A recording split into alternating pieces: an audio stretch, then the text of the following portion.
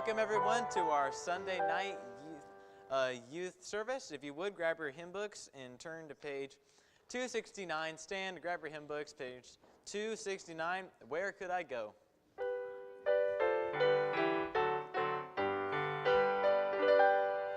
Living below in this old sinful world, hardly a comfort can afford. Striving alone to face temptation's storm, where could I go but to the Lord? Where could I go? Where could I go? Seeking a refuge for my soul, needing a friend to help me in the end. Where could I go but to the Lord? Neighbors are kind, I love them everyone. We get along in sweet accord. But when my soul needs manna from above, where can I go but to the Lord? Where could I go? Where could I go?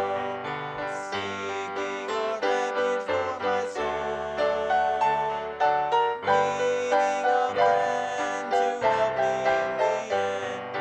Where could I go but to the Lord?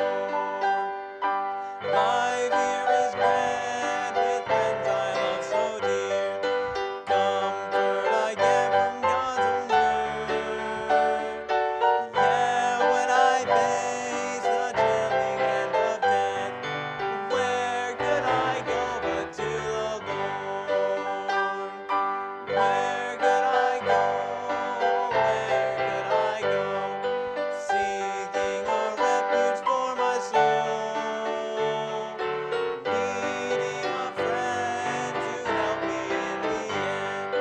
Where could I go but to the Lord? Great singing. You may be seated. We're going to have a testimony from Max Vernon.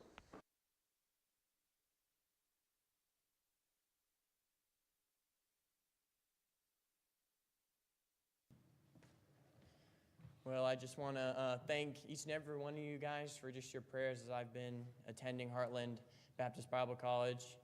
I'm on my second semester now. I'll be leaving January 10th to go on my second semester, but I just want to thank you for your prayers because first semester, everything went really well. I can just really see the hand of God and what He's doing with me at Heartland, which is just pretty neat to see. And all my teachers and my friends, it's all been great, and the Lord's just blessed me there at Heartland. So had good grades, so that's always a blessing. So just continue to pray for me as I'm going to my second semester. And also just pray for just the future that Heartland has for me. I'm not quite sure what my next steps are going to be, but I'm just trusting the Lord and what He's got planned for me. So just walking by faith. So thank you for your prayers.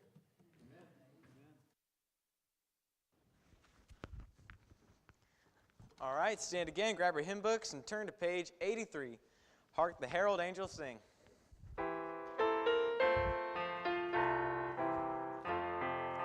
Hark the herald angels sing, glory to the newborn King.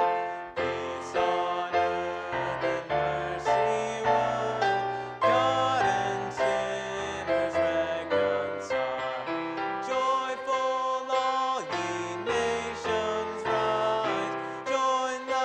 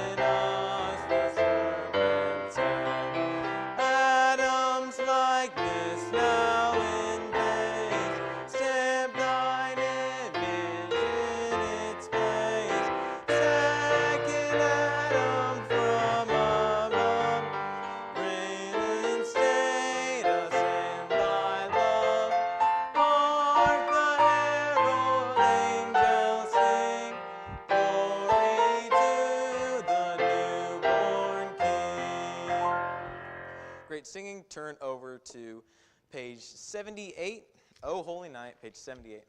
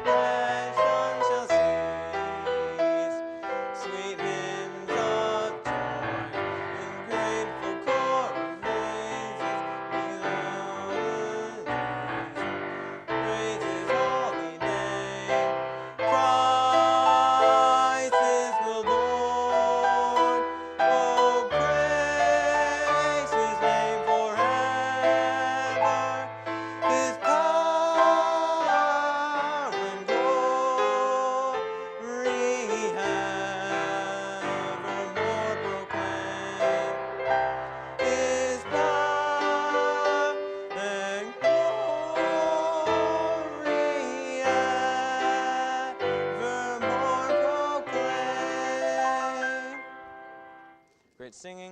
You may be seated. Now we're going to have a special from Isaac and Elizabeth Sparks.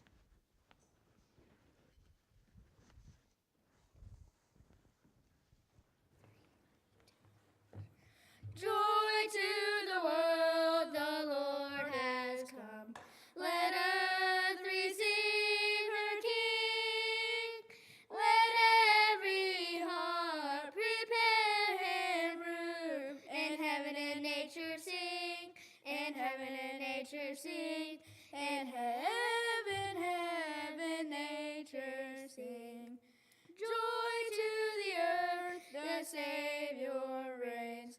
Let men their songs employ, while fields and floods, rock hills and plains, repeat the sounding joy, repeat the sounding joy, repeat the sounding joy. No more less sins and sorrows grow, no thorns and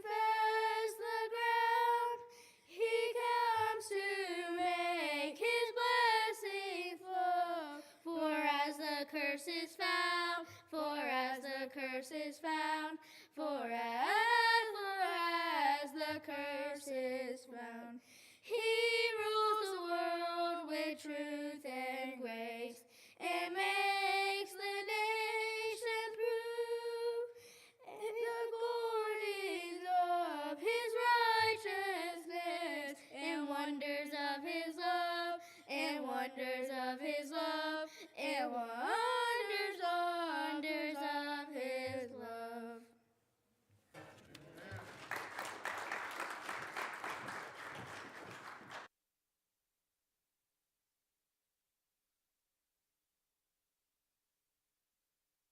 Job singing tonight, and I congratulate Nolan on picking out some Christmas songs, because hey, those are hard to do. Those are hard to do, hard to lead, hard to sing. Oh, Holy Night. Hey, it takes it takes all of you. It takes all of you. So that's a blessing. Thank you for that, Nolan. And it's one of those songs that you just want to belt it out, but then at the end of it, you're out of breath, and you're like, okay, Nolan. Oh, let's skip that second verse. And no, we're thankful for that. So thank you all very much, and just participation. Daniel chapter number 1. Daniel chapter number 1, maybe not your typical Christmas, well, it's not a Christmas message at all tonight.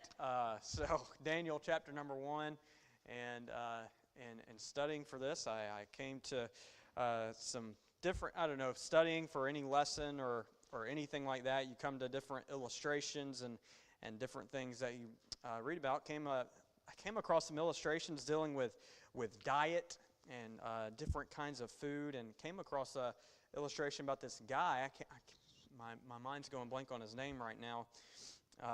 He is, for the past 42 years of his life, he's been eating nothing but cheese pizza. Cheese pizza. Breakfast, lunch, and dinner. Cheese pizza. And so obviously a guy like that is going to attract some attention. So even there was a short YouTube documentary that I went on and watched, and probably wasted about 12 minutes of my life watching that. But it was very interesting, and they were like, okay, we got to get this guy, we got to get him to a doctor and check his health and see how he's doing. And honestly, the doctor, they did all the tests, all the blood tests and everything, and he is in excellent health. Since about 14 years old, he's been, for the past 25 years, eating nothing but cheese pizza. His health is fine. And so, hey, and he said, there's a message to young people. You can do it and be fine. And then obviously the doctor gave a disclaimer at the end of the video. Hey, this is for him. He's a special. He's got a special case. So don't tell your mom and dad that you can just eat and live off of cheese pizza for breakfast, lunch, and dinner. Ever how many of you might want to do that? But I don't know. Interesting things that you come across in studying. Studying for sermons and different things. So, but Daniel chapter 1, and if you're there, you can go ahead and stand. You find your place in Daniel chapter 1. A very familiar passage, but I want to just feel like this is where the Lord has us this evening. Daniel chapter 1, I'm going to pick up in verse number 3.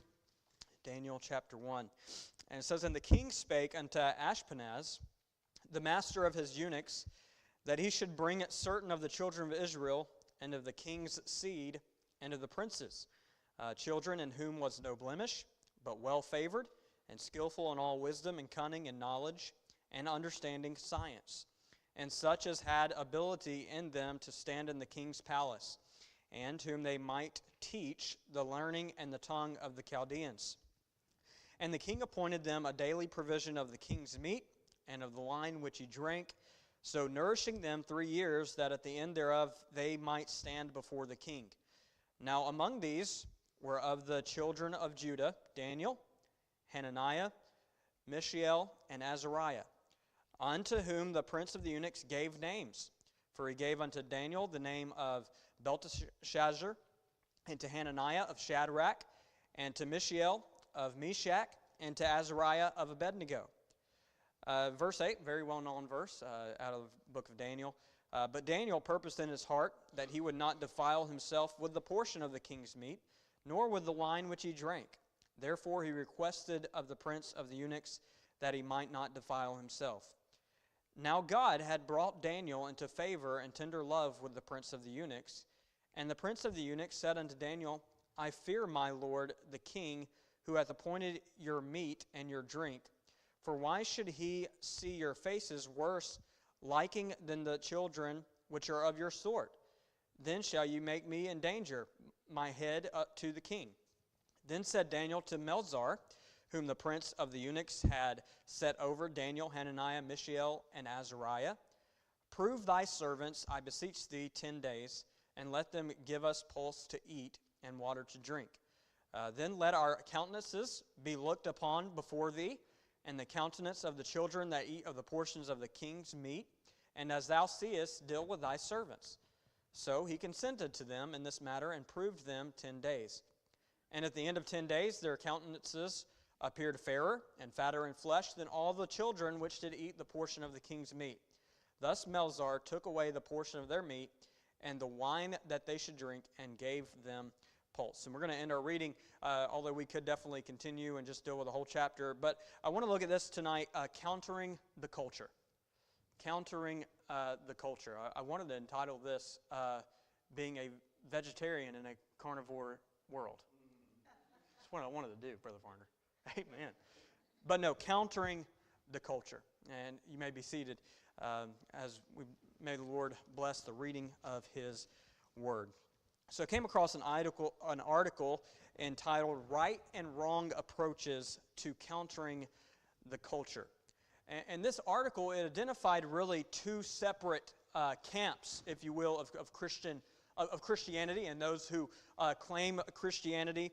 The phrase, really specifically regarding the phrase of countering the culture. What does that mean to certain people? And some Christians will see this as, okay, there are moral issues in our society, there are moral issues in our culture that must be stood against. Things like sexual immorality, abortion, materialism, and the list, we could go on and just name different things in our culture that need to be stood against. And so that's one camp of Christians. To another group, it could be a call to put your fist up, and it could be a call to vote for a particular candidate. It could be a call to become antagonistic to neighbors and others. So we see these, and I say personally, looking at it, I can see those in our society, even in the can I say Christian culture of our society. You have both. I want to say you have an extreme on one side or the other. There's a ditch on both sides of the road, and so it described it like this. The article points out how that the difference can be seen in these mindsets of, okay, there's one who views their culture as the enemy. And then there's another who views their culture as a mission field. And I hope that we would fall on that side of viewing our culture as a mission field. And I believe that's the biblical approach. I believe that's the right way to look at it. And that does not mean that we're not going to have to take a stand against culture, because actually that's what we're going to have to do. But I believe we can do so in a biblical manner and in a biblical way that we don't treat our culture like an enemy.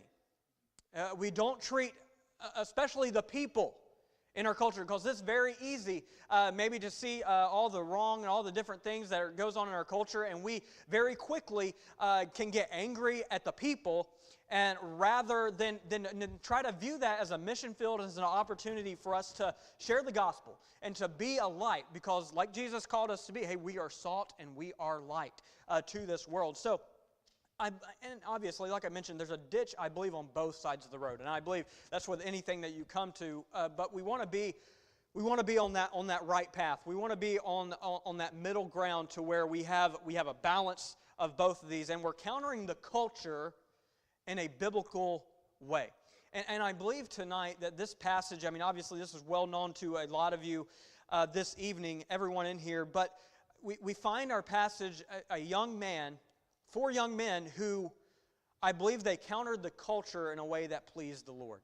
I believe they countered the culture in a way that pleased God. And I hope the young people that are here this evening will listen to this, Adults also, hey, we need to know, okay, what's the biblical approach to countering the culture that we are living in? Because there's a right way and a wrong way to do it. And so I hope we look at this tonight and look at really how did Daniel take a stand? How did Daniel counter the Babylonian culture?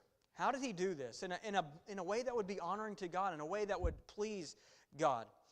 And so we're going to look at this tonight, but I do want to look back at verse 1 and 2, kind of just to give a little bit of a background of what's going on. It says in verse 1, in the 3rd year of the reign of Jehoiakim, king of Judah, came Nebuchadnezzar, king of Babylon, unto Jerusalem, and besieged it. And the Lord gave Jehoiakim, king of Judah, into his hand with part of the vessels of the house of God, which he carried into the land of Shinar, to the house of his God. And he brought the vessels into the treasure house of his God. And I believe this is very important to understand. We see some aspects of this, even starting out in Daniel chapter 1, we see really the presence of God, the sovereignty of God underlying in this, because we understand what happened in verse 2. Well, it says the Lord gave. The Lord gave. So all of this in a time to where Jerusalem was panicked, Jerusalem was in, just worried and frantic and all this. Hey, God had it all under control. This was God's purpose. This was God's plan. Why? Well, because His people were rebellious. His people were steeped in idolatry and all of these things. And God told them, okay, if you forsake me, then there's going to be consequences. And so this is all part of God's plan. And so we see Nebuchadnezzar, he's coming to Jerusalem. And God's hand was all on this. And talks about how the Lord gave Jehoiakim. And then also, I do believe it's important that this was really a spiritual battle as well, because you kind of see a battle of Nebuchadnezzar takes the things out of the house of God. He takes those and says, okay, I've defeated. The gods of Babylon have defeated the God of Israel. The gods of Babylon had defeated, so now I can have bragging rights, and I can take the things out of the house of their God and put them in the house of my God. And you see this, and you're like, God, how can you let this happen? Hey, God is willing to even, I want to phrase this right, God is willing to face a little bit of shame if it means that His people will be brought back to Him. I want to be sure that we even understand that aspect as well. Hey, He became sin for us, who knew no sin. He endured the shame of hanging on the cross and dying that way. And He knew that, hey, that would be a way for salvation. That would be the salvation of the world. And so the Jews right here, they're being captured. They're being taken to really a wicked place. Babylon was very wicked, a very busy place. Just a lot of things happening there. And the king, they captured the teenagers, young people, and the king desired that the best of the best, the cream of the crop, so to speak, would be trained and prepared to serve him in the future. The Babylonian culture was seeking the hearts of the young people that were from Jerusalem. And our culture in 2024 is seeking the young people that are in our churches.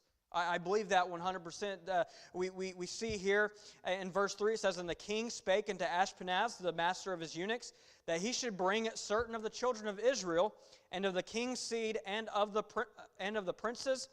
Verse 4 gives even more of a vivid description. Children in whom was no blemish, but well favored and skillful in all wisdom, and cunning in knowledge and understanding science, and such as had ability in them to stand in the king's palace, and whom they might teach the learning and the tongue of the Chaldeans. And so Nebuchadnezzar tells his officer, hey, I need the best of the best. I need those who are from royal seed, those who are of the king's house, those who are princes. I need those. I need those chosen. These were the best looking. These were the strongest. These were the smartest. They were the best of the best. And it makes sense. A king is not going to desire, okay, give me the weakest people that I can use in 3 years. No, because what would happen? They would be on a course for 3 years of learning the tongue of Babylon, learning the ways of Babylon. You know what he was doing? Nebuchadnezzar was turning these Jewish boys, these Jewish, probably 17 or 14, 15, somewhere around there, he was turning these Jewish young men into Babylonians. That was his desire. He was taking this, he was taking all this and trying to shape their minds. And all this is going on, and so we see here that there's this course going on, and the desire is for him to take them, and the purpose is to be able to use them for his service. So they needed to be physically and mentally prepared in 3 years to be able to serve the king. So these young men, so they're away from home to a culture they've never been in, a culture they've never even experienced. They've never experienced anything like this. And facing the pressure of all the learning, and then immediately what's desired, what happens? Well, they change their names. And there's a lot of things in the Word of God that you can overly spiritualize. There's the tendency sometimes that you want to take something and run with it and spiritualize something that maybe is not there. But I do believe it's important just to look briefly at the names here because he does give them new names.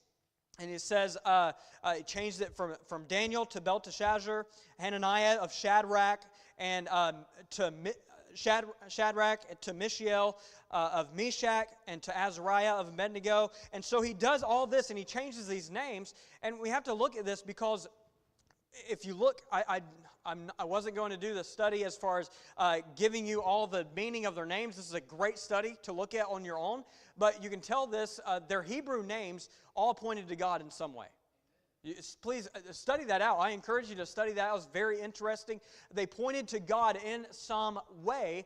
And then also the names that were countered, that they gave them, all pointed to some Babylonian deity. It all pointed to that. And so, yes, this was a common practice, actually. Captives would be given a name of that country. That was common during these times. But I also don't want to overlook that, Ashpenaz and Nebuchadnezzar, they had this plan of possibly, wiping out their memories of anything that they might remember from God in Jerusalem. To take that, even if it's just a name. And we understand we don't really, the way we choose names, not like they did in biblical times, but hey, it's important what name you have. There's some importance to that, but this showed, their mom and dad, they feared God. They gave them godly names.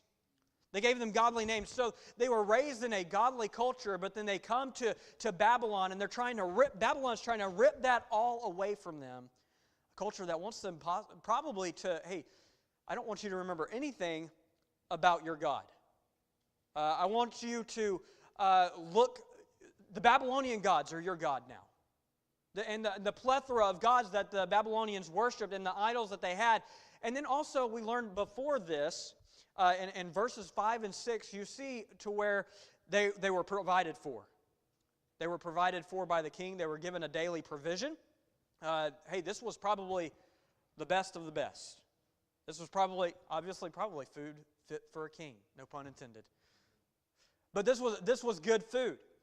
And so they were given this, they were treated well. They were treated with all these different things. And so there comes a time that they were the Babylonians desiring to, we can say it, brainwash, maybe just change their mindset completely. And we understand, we see this in our day and time. The king Nebuchadnezzar and Ashpenaz, they didn't go after. They went after young people who were talented and gifted and who had some potential. And can I say, every young person here this evening, whether you're a teenager or not, you have potential. There's potential, and the culture. You know what the culture desires to do? It desires to take that potential. It desires to take those gifts and to take those talents that are God-given. And it desires to take those and use those in a way that would rather not honor God, but maybe honor the gods of this world or honor self. And so there's that aspect, but also we want to understand that the God-given gifts and talents that you have, that God has given you, He wants to use those for society.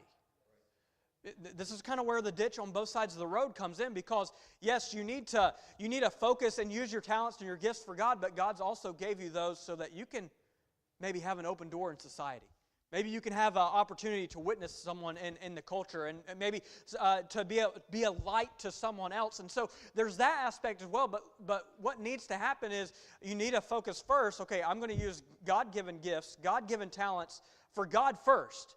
And then maybe see where God might open up other doors. And so we come to this point where they're facing this pressure. They're facing the pressure to change, to conform. Their names are changed. There's maybe some doubts.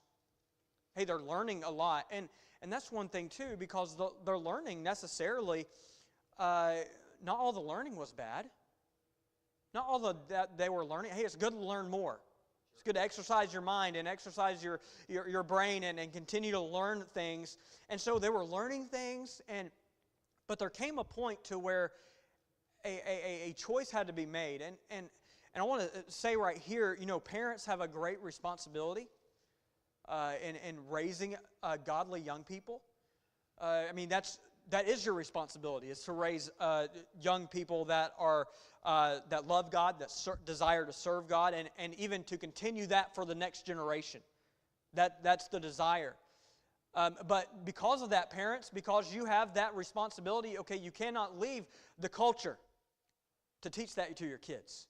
You can't expect the culture to teach your children how to love God and to serve God. You can't expect that. But also, so the parents, yes, you have a great responsibility, and I'm learning every day the responsibility I have as a dad, and it's great pressure. I mean, even with a 1-year-old, there's that weight and that you feel, and I understand that, and I do believe that parents have a great responsibility. Parents can do their job. Listen to this, young people, I want you to listen to this. Parents can do their job. Mom and dad, you can do your job. You can raise them to the best of your ability. Spiritual leaders, hey, we can do our job. Pastor can do his job and do his best to be the spiritual leader that he needs to be. I can do my job and try to encourage and help and give some spiritual guidance, work alongside with parents. And we can do all of that. But, hey, mom and dad, you're not with your kids 24/7. Pastor and Miss Benita aren't with you, young people, for 24 hours a day, 7 days a week. I'm not with you. Miss Rachel's not with you for 24/7. And so there comes a point when, yes, the responsibility of parents, the responsibility of spiritual leaders, and you have that responsibility to teach them, but there comes a point to where, young people, you have to make a choice. You have to make a choice. The culture desires to change you. The culture desires to distract you. Desires, let's say it like this, desires to change your identity. Your identity, that's exactly what they did with the Hebrew boys. Change your identity. Change who you are. And they desire to do that, but hey, you have to make a choice. Young people have a choice to go with or go against the culture. You have that choice. Perhaps the most familiar verse here in Daniel is verse 8. After all this, all the pressure, they're getting provided for, they're having all this learning, they're having, their names are changed, they're trying to change the identity of these Hebrew boys. And then we see in verse 8, but Daniel purposed in his heart that he would not defile himself with a portion of the king's meat, nor with the wine which he drank. Therefore he requested of the prince of the eunuchs that he might not defile himself. Hey, this is a very familiar verse, and I believe rightfully so, because I believe this is a big turning point for the life of Daniel and his friends. This was a major point. This is a major part in their lives. Daniel and his friends were facing immense pressure from the culture that desired to change them, change everything about them. They were teaching them and training them in the ways of Babylon, change their names, and even desired to influence small things like their diet. Small things. You know, I find this very interesting. Why was this food, why was it defiling to Daniel? What was so defiling about it? We don't really have a lot of detail about this food that was given them, provision. It could have been a number of things. We know that the food was obviously prepared by Gentiles. so that would be an issue. Probably some foods that were forbidden by the law. Even perhaps the provision that the king would give was offered to idols. And we know even from Corinthians, we know that was a big deal. And other places in the Old Testament as well. And so Daniel had to come to the place, some things Daniel couldn't change. Daniel couldn't change that he and his friends had been taken captive in Babylon. He couldn't change that. There was absolutely nothing he could do to change the situation. He couldn't change the learning. He couldn't change the course, the 3-year course that he was going through. But like I mentioned, hey, there was some good learning to that. There was probably things of agriculture, all kinds of different things that they were learning. And so Daniel's in a scenario, in a situation to where he couldn't change everything about his culture. Okay? I want you all to follow me with this. He couldn't change everything, but there were some things in his personal life, some personal convictions that maybe were insignificant, small things that he could purpose. That word purpose, it talks about, it's like set. You're firmly set. And so Daniel, he set in his heart. He set in his whole being, okay, I can't change everything around me. I can't change the Babylonian culture. I cannot change that I'm even here. I can't change what I'm going through, but I can purpose in my heart. I can set in my heart to honor God in this way. And so he had the opportunity. He had the ability to do that. And it's very neat to see this because you see God's hand throughout this whole scenario. That's really what's neat in chapter 1, because you see God's hand. He goes to Ashpenaz and says, hey, I don't agree with this. This is against my diet. This is against really his beliefs, his personal convictions. And I would like this to be changed. And that's so important because we can stand against the culture. You need to counter the culture. But you can do so in a wise and a caring way. Because Daniel, hey, he didn't go in there. I don't foresee this. The text does not bear this out any. He didn't go in there with guns blazing, saying, oh, you're not going to tell me what to do. You're not going to do that. He didn't have a rebellious, prideful attitude. I don't see that in Daniel. And so often we can picture more like the article referred to on the extreme side of being antagonistic. Sometimes we can desire that. And I believe if Daniel was antagonistic and just prideful, I don't know if he would have had the response that he got. I don't think he would have had the response because God was honoring him. It talks about how God brought him into favor with Ashpenaz and the people that were over him. And so he goes to him, and Ashpenaz basically says, Daniel, I'm not going to tell you no. Look at that. It's very interesting because he never tells Daniel no on replacing the meal. He actually, it almost seems like he answers in a way, okay, you know what, Daniel, I don't want to do this because my life's at risk for this. Because if you eat something else and you're not up to par for when you stand before the king here in a little while, then that's my head. That's my head. And so it's very neat to see this because it almost seems like Ashpenaz is saying, okay, I'm not going to do it, but hey, if you can figure out another way, to get this meal and the food changed, go right ahead. So Daniel didn't get mad. Daniel didn't go and pout and get frustrated with things not going his way or how he desired. No, he goes to Melzar, who was set over them, and says, hey, here's a 10-day trial. A 10-day trial. Let me and my friends eat pulse. Pulse and have water. What in the world is pulse? Well, basically, and the Hebrew word is sown things. So it could be vegetables, obviously. That's where being a vegetarian in a carnivore world, that's where that comes from. No, so they're eating this pulse, vegetables, maybe lentils and different things like that. Anything that was planted, basically. And so he desires this, and Melzar's like, hey, yeah, 10 days, and if you don't look any better and you look sickly, yeah, we'll go back to the king's provision. But Daniel knew that God would honor his request. Because listen, anytime you go with God rather than going with the culture, hey, God's going to bless you. God's going to bless those efforts and bless you being true to His Word and obedient to His Word. And so He gets this provision, gets the vegetables and the water, and 10 days go by. And, hey, who knew? They look better. They look stronger. They look healthier than all the other young people. Why is that? Well, because they followed God. That's the simple way to put that. Hey, they followed God. And when you follow God, maybe you might not see all these physical blessings and all these different things, but hey, when you follow God, you get the blessings of God. You get provision and provided for by God. Hey, we see here that God clearly honored Daniel's desire not to defile himself. God honored that. Even with something that we might look at in the great scheme of things, small, God honored it.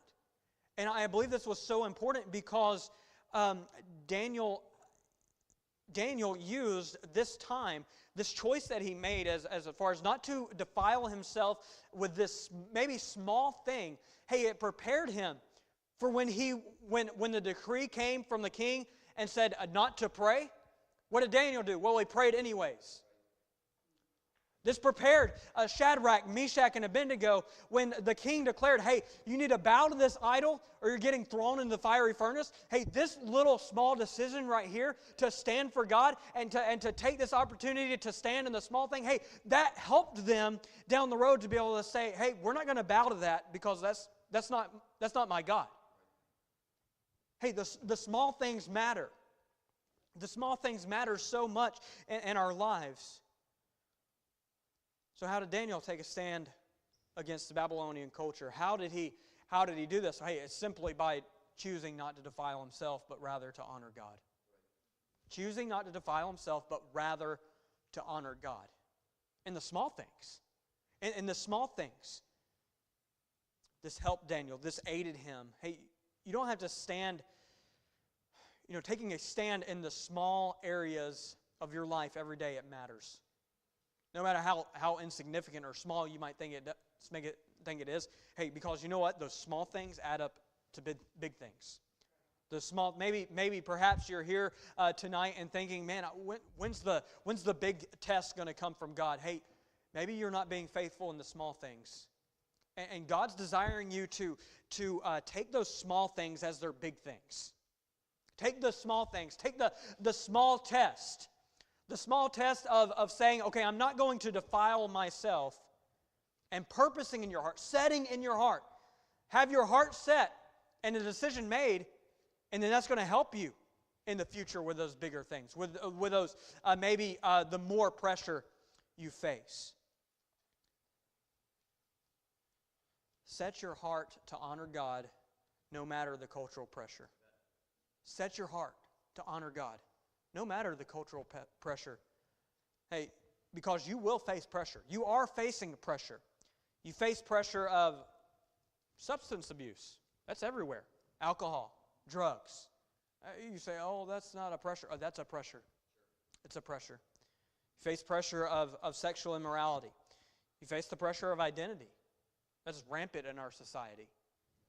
It's all because of the lies that's being told and the lies that's being spread to our young people. You face the pressure of standing for God in public when it may cause you to lose friends or be laughed at.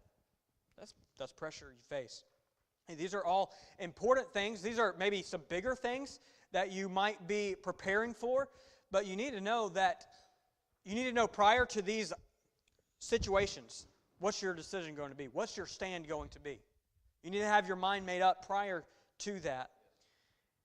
But I don't believe these bigger areas, like I said, I don't believe they're the primary place you need to focus on, because we need to focus on the small areas.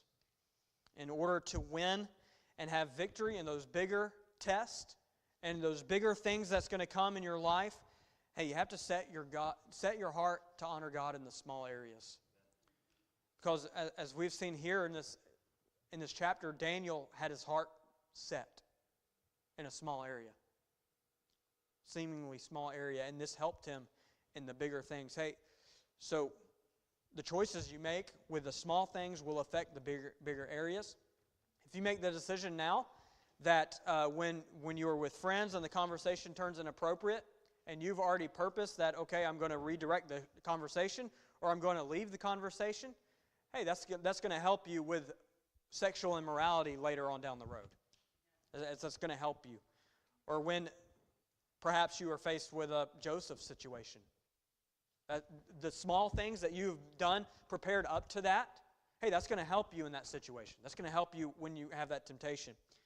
Or when you already have your mind up, when there's conversations about drugs and alcohol and maybe even vaping and all this different stuff that's going on in our society, and you have conversations about that, and you either redirect those conversations or you leave those conversations and take a stand, then when you're offered something, hey, that's going to help you turn that down and to stand stronger. You see how these even small areas of what you're talking about and what you're speaking about in life, how the conversation, those are small things that can affect the big decisions that you have in your life. Those are small areas that we can all deal with. You must set your heart to honor God in the small areas, no matter what the pressures are around you. No matter what the cultural pressures are, we have to counter the culture. Counter the culture.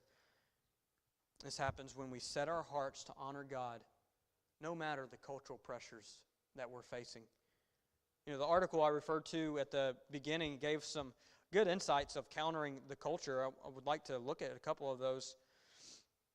So a couple of things that said, okay, we should not be angry with our unbelieving neighbors. Encountering the culture. We should not be against everything the culture is for. That one caught my attention.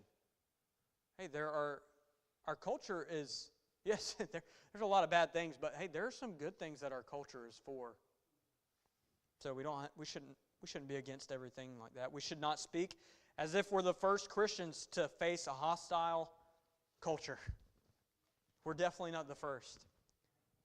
And so these are things, hey, if we're going to not do those things, it's going to be setting our heart to not do those things. It's going to be setting our heart to honor God. To honor God. And then also it brings up how that, hey, we're going to face unique challenges in our culture. We faced unique challenges that 50 years ago, they didn't face these cultural challenges. We're facing different challenges. We're facing unique things. And also, this is very important. Okay, so there were some things that we shouldn't do, but we should swim against the current. Swim against the current. We should keep the gospel central in our response. So, I mean, and in order to do those things, in order to counter the culture, hey, your heart's going to have to be set to honor God, no matter the pressure that's going on around you. No matter the cultural pressure that's going on. Hey, I mean, we tend to go with the culture or with what's culturally accepted rather than countering the culture. Hey, it's easy. It's easier. It would have been much easier for Daniel not to even have to fight this battle, but he understood, okay, if I don't fight the battle in the smaller things, maybe even my small commitments to God, then what's going to happen down the road? What's going to happen down the road? You know, a church that we used to go to when I was in Georgia, when we first moved back, we had our youth group, we'd take a rafting trip every year to the Nantahala River in North Carolina. Really, really good river. I mean, the rapids were intense. I mean, it was fun. Good stuff. But there would be times to where it's typically, no offense to girls, but it was typically the girls' raft that would get caught or something on rocks or just different things. You know, different things happen. And hey, as young men, you know what you do? What do? You flip it. Oh, my word. Man, I asked the wrong person. What? You save them. You go out there and you help them. Flip it. Oh, my goodness. But hey, you go out and help them. And so there would be times, hey, river water, it's cold. It doesn't warm up. It doesn't get any warmer. So there'd be times you're going against that current. Sometimes it'd be waist deep, and you're trying to help out the girls, not flipping the girls over. You're helping the girls out. And you know, it never gets any easier. I mean, we would have to do that at least a couple times on a rafting trip, just to help them out, and sometimes those guys rafts too and all that. But it never got any easier going against the current. It never got any easier getting into that freezing water and doing that. But you know what? Hey, we did what we had to do. You do what you have to do. Hey, just the same in life. Young people, it's never going to get any easier. Countering the culture, it'll be test after test after test after test. You feel like, man, we just did this. I just went against the current in a situation. Well, there's going to be something else that you're going to have to go against the current. You're going to have to counter the culture. It's never going to be comfortable. It's going to be uncomfortable, countering the culture. You're going to get weird looks. You're going to get laughed at. You're going to get made fun of. But listen, if you set your heart to honor God, no matter the cultural pressure, then hey, that's how you can please God. That's how you can live a life that would be pleasing to God. Set your heart to honor Him no matter the cultural pressures, what they might be. So what steps can you take this week? What steps can you take this week to ensure you're not defiling yourself in your choices? What steps can you take? How about this? How can you encourage a friend to stand firm in their faith against the cultural pressures? What specific cultural pressures are you facing that you feel is challenging your faith right now? Hey, these are things for you to consider. I can't answer those for you. I can't answer those questions. But I can tell you this biblical approach, what I believe Daniel did and what's biblical, is setting your heart to honor God no matter the cultural pressures. If you would stand with your heads bowed and eyes closed this evening, as Miss June comes to the piano, not much explanation needed tonight. Just hey, let's purpose. Let's, like the song, hey, let's dare to be a Daniel. Dare to be a Daniel. Countering the culture, but hey, not in a way that's hateful, not in a way that's arrogant, but in a way that, hey, I'm just trying to set my heart to honor God, no matter the pressures that I might face. So whatever the Lord might have spoke to your heart about this evening, as the pianist plays.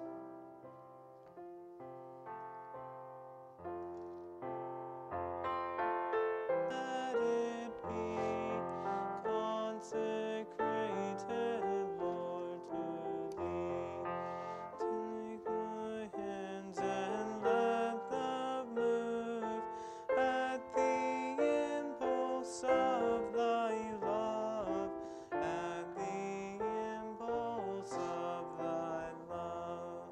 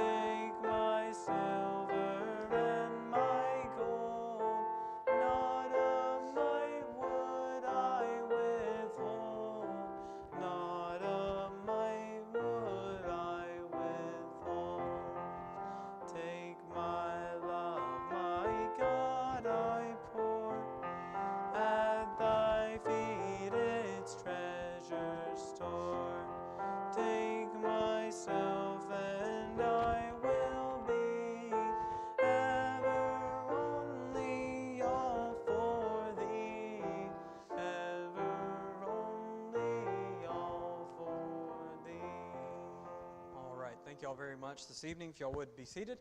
At this time, Nolan's going to come pray for the offering. Let's pray. Dear Heavenly Father, Lord, thank you for the great service you gave to us, Lord. Please help the offering, use it in your will, God, and bless it. And we love you and thank you for all that you do. In Jesus' name we pray. Amen.